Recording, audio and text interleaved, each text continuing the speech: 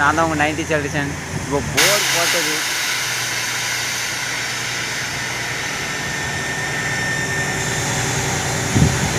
இப்போ என்னடானாக்கி தண்ணி அப்படி போகுது பாருங்கள். பார்த்தீங்களா எவ்வளோ தண்ணி போயிட்டுருக்கு பாருங்கள். நேராக ஓடக்குள்ளே விட்டோம்.